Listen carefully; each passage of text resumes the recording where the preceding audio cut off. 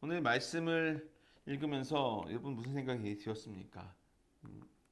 이 빛이라는 단어가 나오고 또 예수님, 어둠 이런 단어가 나옵니다. 그 질문 우리 삶에 한번 직접적으로 대입을 한번 해보았으면 좋겠습니다.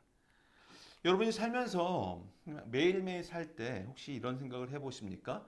나는 지금 빛 가운데 있는가 아니면 어둠 속에 있는가라는 질문입니다. 이거 해본 적 있으세요? 매일매일? 사실 많은 경우 우리는 이 질문을 깊게 고민하지 않습니다. 상당히 철학적이거나 관념적인 대상으로 이 개념을 잠시 내려놓고 교회에 왔을 때 말씀 들을 때 그때만 좀 생각하는 것 같아요. 성경 공부할 때 조금 더 깊게 생각하고요. 왜 그럴까요? 어쩌면은 우리는 이런 생각을 할 수 있는 것 같아요. 어차피 우리가 완벽할 수 없는 죄인이라는 상태이기 때문에 그 이유 하나만으로 우리는 스스로를 합리화하고 있지 않나. 즉 어둠과 빛 이 두 가지의 경계선에서 두 선 하나의 경계선을 놔두고 어둠과 빛이라는 것을 택해서 우리는 둘 중에 하나밖에 있을 수 없는데 우리가 죄인이기 때문에 연약하기 때문에 자꾸 우리가 이것을 인지하지 못하고 그냥 살아간다는 겁니다. 어차피 완벽할 수 없으니 이 정도는 괜찮겠지라고 치부하는 것입니다. 그래서 모호한 태도를 취하거나 아예 빛과 어둠이라는 개념, 그 개념을 나눠 생각하는 것과는 무관한 삶을 삽니다. 결국은 요한이 오늘 본문 말씀에서 말하는 이 죄에 대한 개념을 우리가 매우 무감각하게 살고 있지 않나라는 것입니다. 예를 들어서 죄 때문에 뭔가 좀 안 되는 것 같습니다. 운전하다가 갑자기 끼어든 차를 보고 저 사람에 대해서 손가락질을 하고 우리 감정이 순간 올라올 때가 있어요.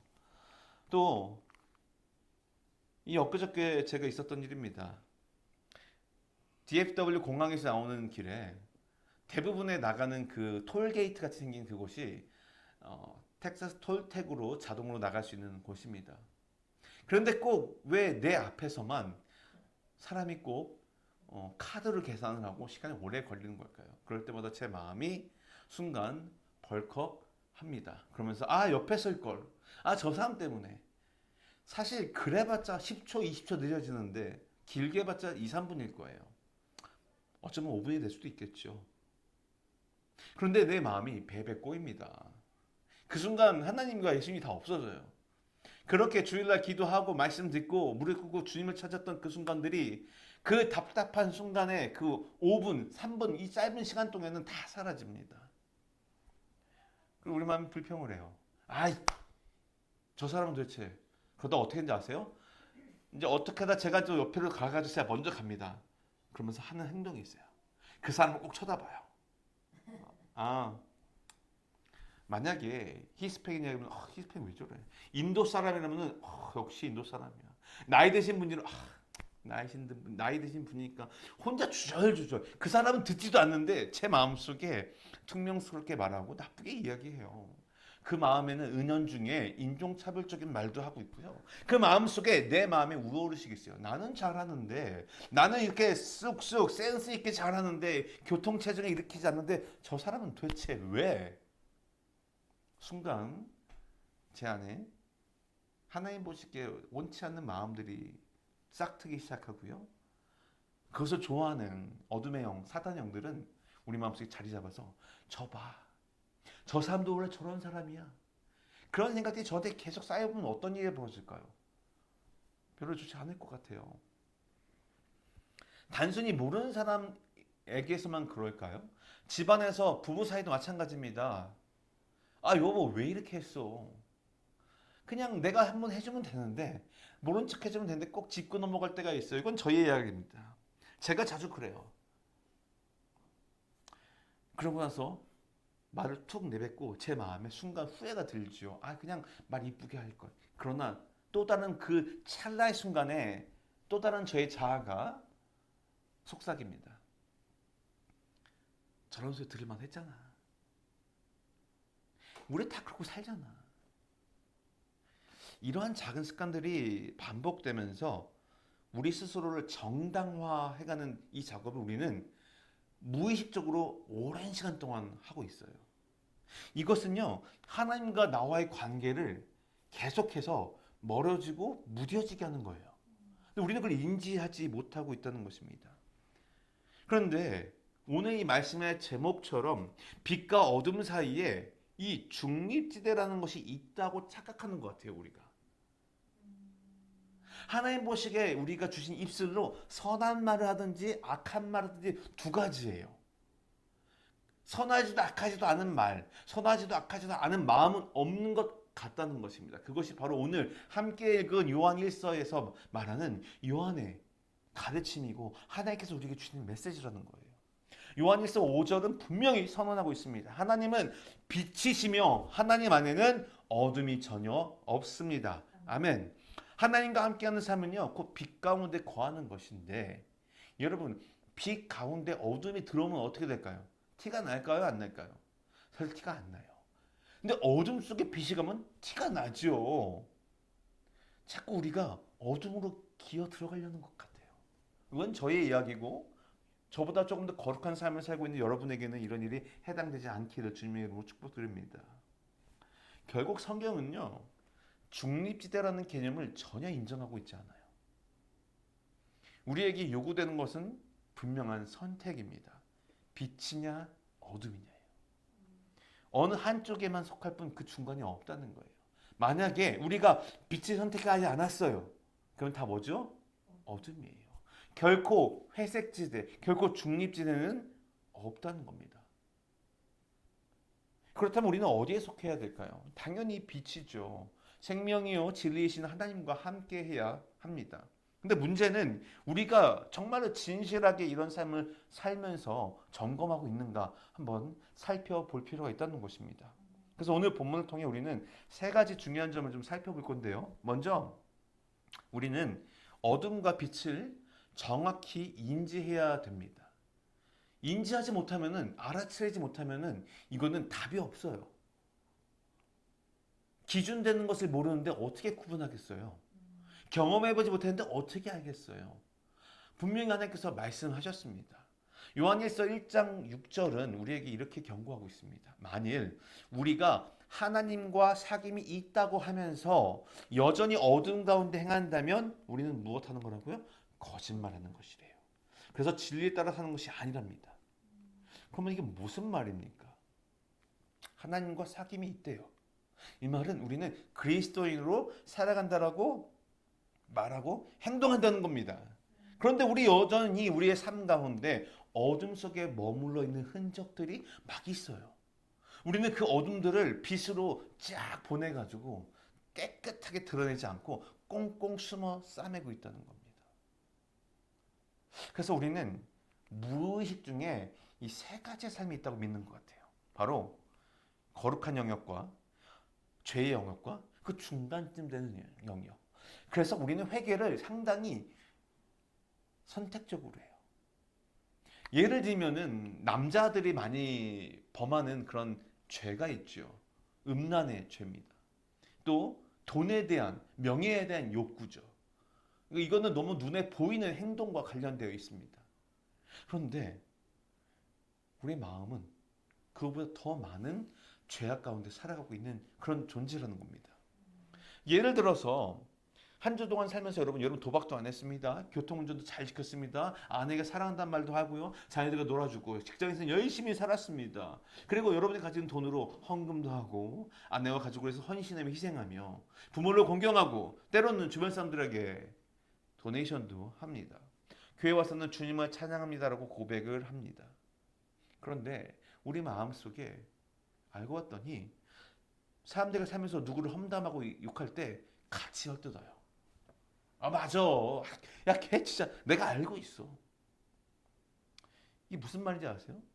우리의 삶을 그럴듯해 보일 수 있지만 우리 마음속 심령 깊은 곳에는 아직도 빛 가운데 드러나지 않은 어둠의 흔적들이 많이 있다는 겁니다. 그것이 때로는 어떤 상황 속에서 불현듯 나오는데 우리는 그것을 싹 묻어둬요. 그리고 스스로 합리화를 합니다. 저 사람은 그럴만해. 쟤는 그럴만해. 부모와 자녀가 우리 애가 좀 있어. 누가 뭐라고 하잖아요? 이런 말 하죠. 자기가 내 자식 키워봤나? 직장 생활합니다. 문제가 있어요. 지가 직장 생활 좀 해봤나? 지가 비즈니스를 해봤나? 모든 이유에 우리는 이유와 핑계를 대면서 합리화시키고 내가 짓고 있는 마음속에서 짓는 이 죄들에 대해서 하나님께 온전히 오픈하지 않아요. 그 말은 무엇입니까? 교회에 가서 신앙생활을 잘한다고 하지만 여전히 우리 마음속에 해결되지 않은 수많은 죄악의 흔적들이 곳곳에 숨어 있다는 거예요. 그리고 이것은 어떻게 합니까? 매일매일 꿈틀꿈틀 튀어나와요. 꿈틀꿈틀 튀어나와요. 다 그래. 야, 인생이 다 그렇지. 근데 이렇게 말하는 순간 나를 위해서 죽으신 예수님은 어디가 계시냐고요. 지금도 나를 거룩한 길을 이끄시며 구원을 이루시는 성령님의 그 가르침은 어디가 있냐고요. 없어요. 우리는 철저히 그 순간만큼은 귀를 닫습니다. 최근 목회 데이터 연구소라는, 제가 심심하면 그곳에서 설문조사를 막 찾아보고 재밌어 하는데요. 2023년 1월부터 2월까지 담임 목사님 802명을 대상으로 설문조사를 했대요. 그래서 주일 설교에서 가장 많이 다루는 주제가 무엇입니까? 했더니 신앙 성숙과 교훈이 50%래요. 그리고 결단과 소명에 대한 설교는 31%고요. 위로와 축복은 10%랍니다. 그런데 죄와 회개에 대한 설교는요 5%래요. 이게 2017년도에 조사했던 설문에 비해서 현저하게 2023년도에서는 내려갔대요. 더. 이 수치가. 그 말은 현대 교회가 죄와 회개에 대한 메시지가 사라지고 있다는 겁니다. 이 결과는 사람들이 죄의 문제를 불편해하고요. 내 귀에 듣기 좋은 달콤한 소리에 더 익숙해가며 그것을 원한다는 거예요. 그런데 성경은 죄를 인정하고 회개하는 것이야말로 참된 위로와 회복의 길인 것을 분명히 말씀하고 계세요. 제가 요즘 들어서 철학이 바뀌었어요. 자녀들을 기르는 철학이 무엇이냐면은 우리 아이들의 장점을 살려줘야 되겠다. 잘하는 것을 발견해서 키워줘야 되겠다. 근데 저 바꿨어요. 안 그래요. 그것도 좋은데 하나님께서 보시기에 이 아이들이 잘못된 것을 고쳐줘야 되는구나. 어려서부터 이 아이들이 죄의 모양을 버리고 하나님 앞에서 경건하게 살고 하나님을 경외하는, 하나님 앞에서 거룩함과 두려움과 사랑의 마음을 가질 수 있게 도와주는 것. 여러분, 세상에서 잘하는 거 잘하면서 잘나면서 살면 뭐가 중요해요? 우리 마음속에 이 죄악을 해결되지 못해서 날마다 이 구멍이 뚫린, 우리의 영이 다 구멍이 뚫려서 예배하며 수련회 갔다 와서 은혜 받고 일주일이면 다 사라지는데요. 문제가 생기고 바람이 불면은 다 날아간 사람들인데요. 기독교 신앙은요 결코 죄의 문제와 해결을 제외할 수는, 제외하고는 성립될 수가 없습니다. 그럼에도 불구하고 많은 성도들이 사소한 죄를 무시하며 이 중립지대에서 살고자 합니다. 하지만 하나님의 이런 태도를 결코 용납하지 않는다고 이사야서 5장에 이렇게 말씀하세요. 이사야서 5장 6절에는 야, 너희들에게 재앙이 있을 것이다. 나쁜 것을 좋다고 하고 좋은 것을 나쁘다고 하는 사람들아, 어둠을 빛이라고 하고 빛을 어둠이라고 하는 사람들아. 하나님께서 중간에 그러면은 좀 지치면은 그 그레이 에리어, 회색지대, 중립지대에서 좀 쉬었다 와라 이렇게 얘기 안 하십니다. 결코 회색지대, 중립지대를 하나님은 용납하지 않으십니다. 둘 중에 하나입니다. 하나님 편에 서던가 아니면은 세상의 편에 서던가입니다. 예수님도 분명하게 마태복음 23장 27절에서 동일하게 책망하시는 장면이 나와요. 바리새인들 향해 너희는 하얗게 칠한 회칠한 무덤과 같다. 겉은 그럴듯해 보이지만 속은 죽은 사람의 뼈와 온갖 더러운 것들로 가득 차 있다. 바로 겉모습은 크리스찬의 모양은 하고 있지만 하나님을 따라 믿으며 구원을 이룬다는 말과 행동으로 살아가고 있지만 그 마음속에는 여전히 꿈틀꿈틀는 죄악들을 하나님 앞에 회개하지 않고 품고 살아간다는 것입니다. 우리는 교회에서 예배드리면서 신앙인 척하고 밖에서 얘기합니다. 근데 우리의 삶에서 정말로 이 죄를 방관하고 있지 않습니까?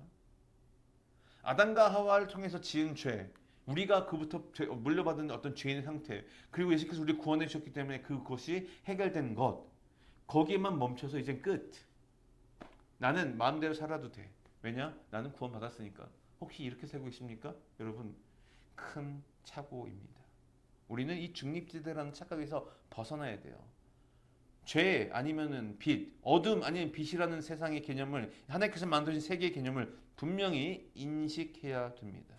하나님 앞에서 내 삶이 지금 어디에 속해 있는지를 좀 정직하게 돌아보고 이 회개의 영을 부어달라고 하나님께 끊임없이 간구해야 됩니다. 결코 죄를 무서워서 벌벌벌 내가 죄 지면 어떻지 이런 개념이 아니라 내 마음속에 우리는 상당한 부분에서 죄에 대한 무감각 속에 살고 있다는 것.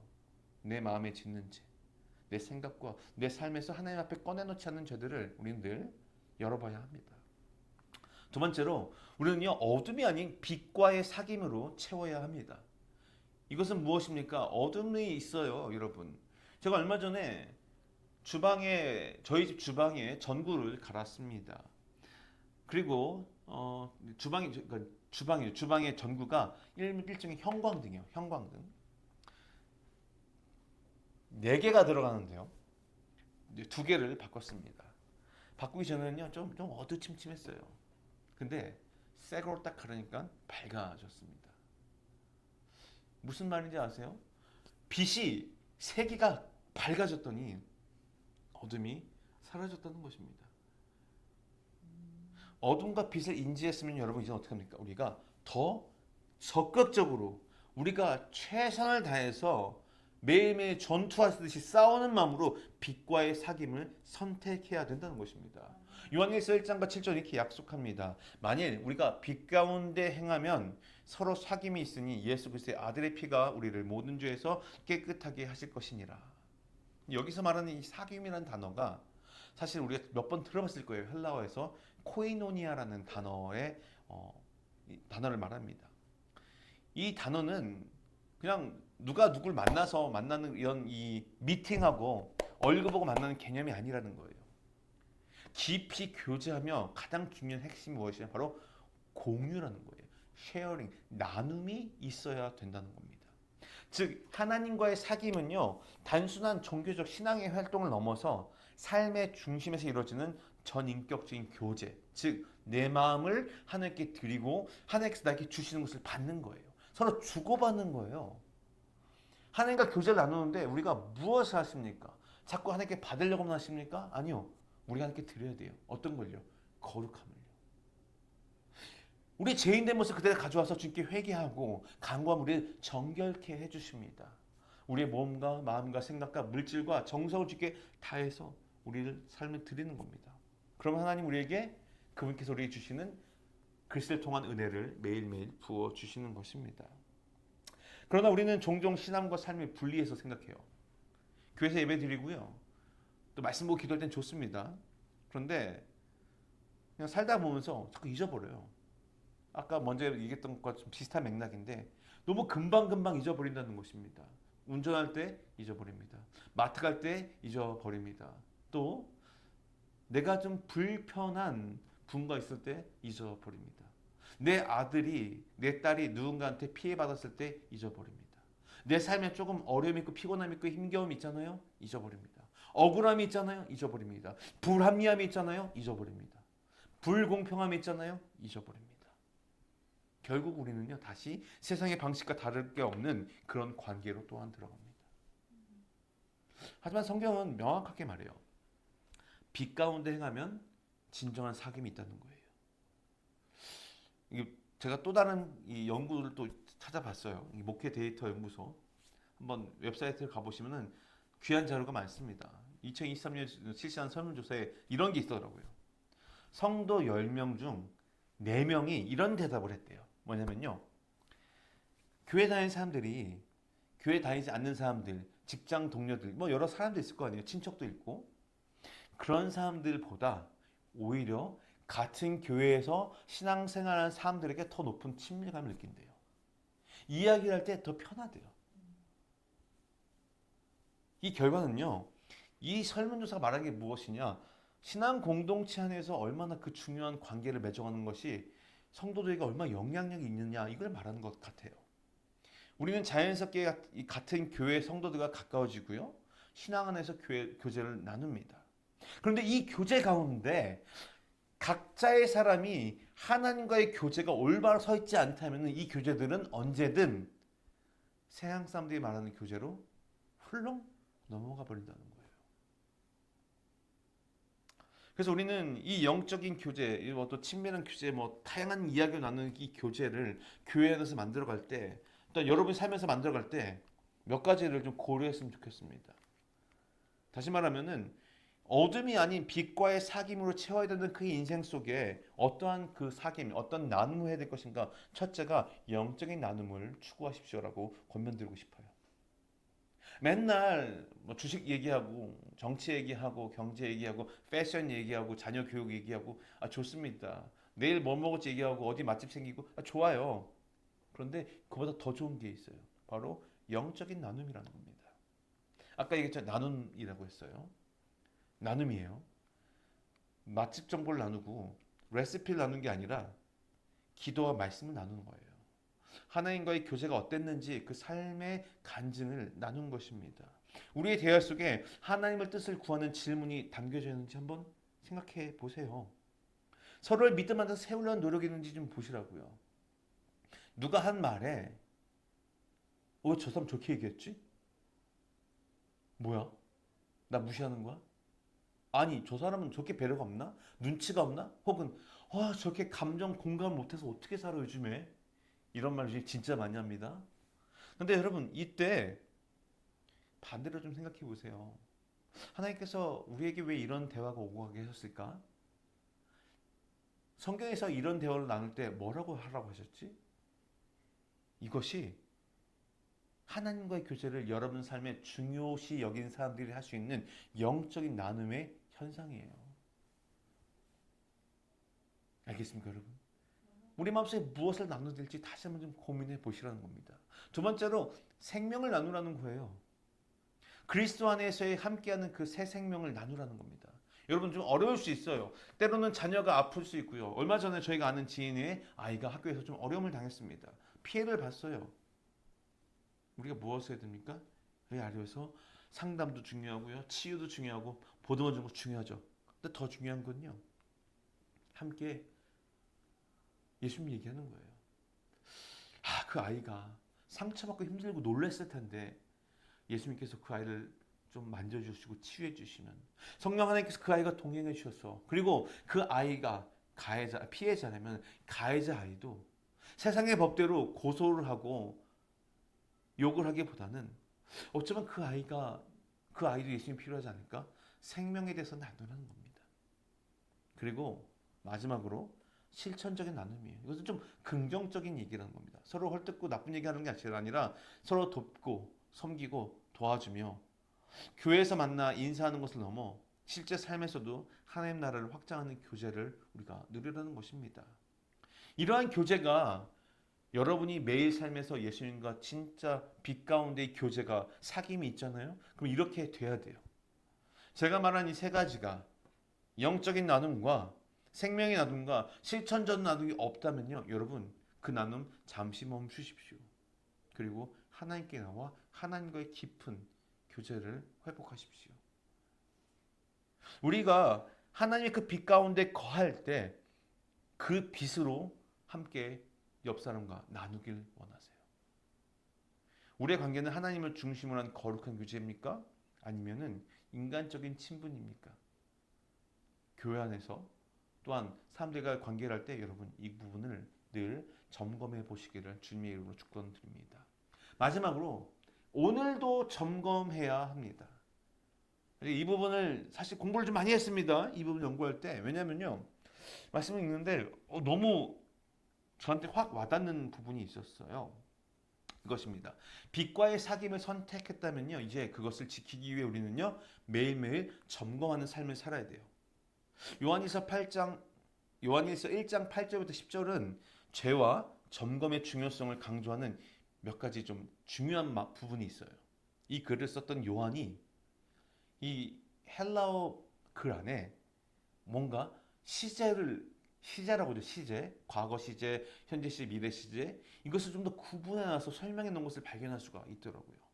먼저 이 죄라는 부분에서 얘기할 때 요한은 죄는 현재형입니다라고 말하고 있어요.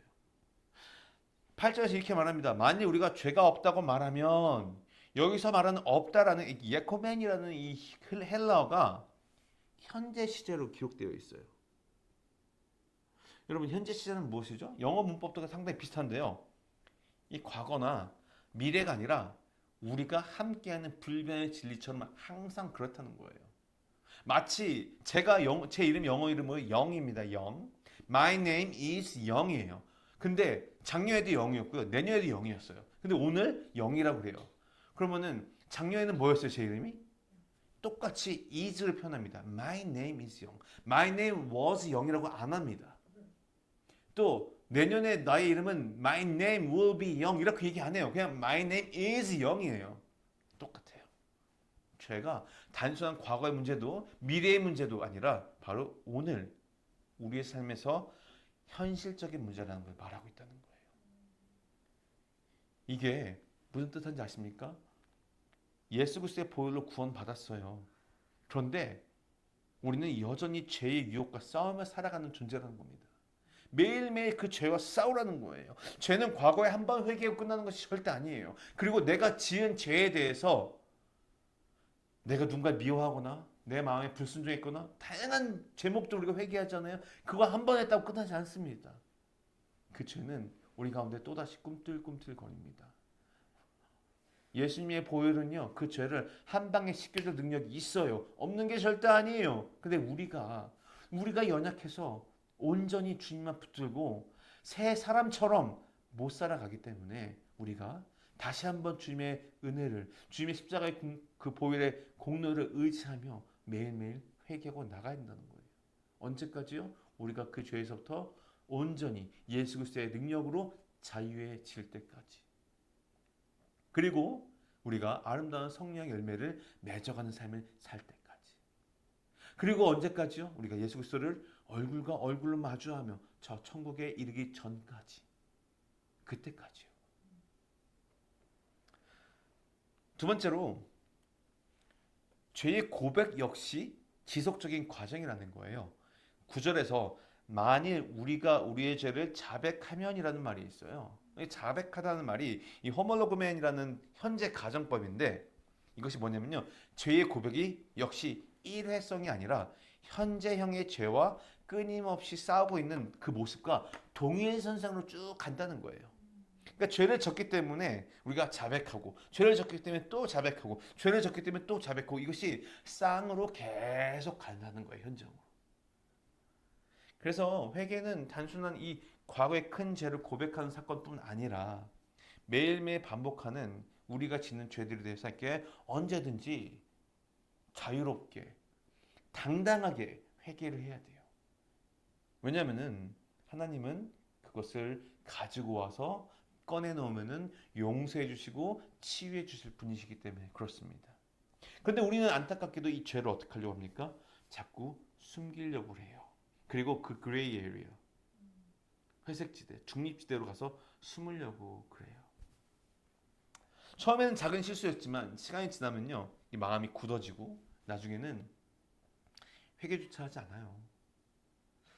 하지만 하나님 우리가 날마다 무릎 꿇고 기도할 때 우리를 보시며 신실하시고 의로우셔서 용서해 주시고 불의에서부터 깨끗하게 해주신다고 약속하십니다.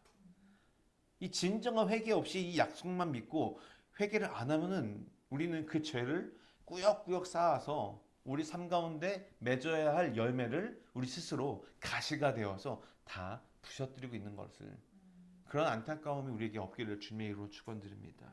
그리고 마지막으로 과거의 죄가 현재까지 영향을 미치고 있다는 그 구절이 오늘 본문에 있어요. 10절은요. 우리가 죄를 짓지 않는다고 말한다면이에요. 여기서 죄를 짓지 않았다라는 이 헤마르테카멘이라는 표현은요. 완료 시제로 쓰였어요. 그렇죠? 완료 시제는 끝났다는 거예요. 근데 이 우리의 그 과거의 죄가 단순히 과거에서 끝나는 것이 아니라 언제까지요? 바로 현재 완료. 오늘까지 영향을 미치고 있다는 거예요. 자, 예를 들어 볼까요? 우리가 과거에 누구를 막 미워했어요.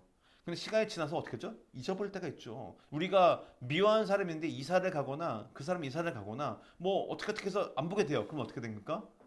이제 미워하는 마음이 없어진 것 같아요. 잊어버린 것 같아요. 그런데 여러분, 우리가 그 미워했던 마음과 그 죄악에서 자유해집니까? 아니요. 그 미움이 사라졌을까요? 아니요. 그 사람이 아닌 다른 사람이 나타나면 우리는 그것이 또 다른 트리거가 돼서 누군가를 또 미워하게 됩니다. 심지어 지나가는 그 사람의 뒤통수가 그 사람랑 비슷해. 그러면은 벌써 확 올라오죠. 불편하죠. 불안하죠. 그 말은요. 과거의 죄를 처리하지 않잖아요. 그럼 그 죄의 영향력이 우리 내면 안에 여전히 있어서 현재 삶에도 영향력을 미친다는 것입니다. 그래서 여러분, 많은 사람들이 잊어버렸어요. 그 지금은 아닌 것 같아요. 세월이 흘러서 이제는 괜찮다라고 과거의 저를 덮어두려고 합니다. 근데 하나님은 모르실까요? 아시잖아요. 하나님은 그것이 해결되지 않은 상태로 그냥 남아있기를 원치 않으십니다. 그러므로 우리는 과거의 모습까지도 하나님께 좀 더 정직하게 내어놓고요. 하나님께 묻고 기도했으면 좋겠어요. 주님, 저의 기억이 좀 왜곡될 수도 있어요. 그러나 생각나게 해주시옵소서. 제가 주님 앞에 정결하고자 합니다. 주님, 그 죄가 나도 모르게 내 삶에 이러한 모습으로, 때로는 욕심으로, 탐심으로, 때로는 누군가를 미워하는 마음으로, 때로는 질투하는 마음으로, 때로는 남이 잘된 꼴을 못 보는 내 모습, 때로는 내 말에서 다른 사람을 세워주고 높여주고 위로해주는 것이 아니라 쉽게 판단하고, 그렇다면은 지금 내가 뭐가 문제일까 하기 전에 좀 더 뒤를 돌아보셔서 과거 어린 시절 내 안에 그 악했던 마음들이 누군가로부터 받은 상처가 하나님께 주신 그 은혜로 온전히 회복되어지지 않고 그 죄가 해결되지 않아 내 삶에 악의 열매를 맺고 있는지 한번 확인해 볼 필요가 분명히 있다는 것입니다. 그래서 분명히 오늘 이 본문이 말하고 있어요. 무엇이라고요? 어둠과 악이, 어둠과 빛이 나눠져 있다고요. 사랑하는 성도 여러분, 말씀을 맺겠습니다. 중립지대는 결코 없습니다. 하나님은 빛이시며 그분과 사귐이 있는 사람은요, 빛 가운데로 나아가게 해주십니다. 그래서 우리는 어둠과 빛이 있다는 것을 좀 기억해야 돼요. 중간지대가 없다는 것을 좀 스스로 각인시킬 필요가 있어요. 우리가 그 중간지대라는 말을 뭔가 그 회색지대, 흰색도 아니고 검정색도 아니고 그 중간이라고 생각하는 순간 우리는 이미 검정색이 돼버린 거거든요. 그리고 빛과의 사귐으로 삶을 좀 채울 필요가 있다는 겁니다. 단순히 하나님과 나와의 관계뿐만 아니라 그것이 영향력이 내 주변 사람들과도 흘러나가게 될 수 있도록, 그리고 매일매일 점검해서 죄를 고백하고 하나님께서 부어주시는 그 회개의 은혜를 매일매일 경험하며 십자가의 그 은혜를 그냥 싸구려의 은혜로 한번 저 20년 전에 내가 열심히 믿었을 때 경험한 그 은혜로 묵혀두지 마시고 하나님의 용서가 오늘 우리를 빛으로 이끌도록 놔두십시오. 구하십시오. 이사야는 이렇게 경고합니다. 5장 20절에 악을 선하다 하며 선은 악하다 하는 사람에게는 화가 있대요. 그러나 예수님은 약속하셨습니다. 나는 세상의 빛이니 나를 따르는 자는 어둠에 다니지 아니할 것이요 생명의 빛을 얻으리라.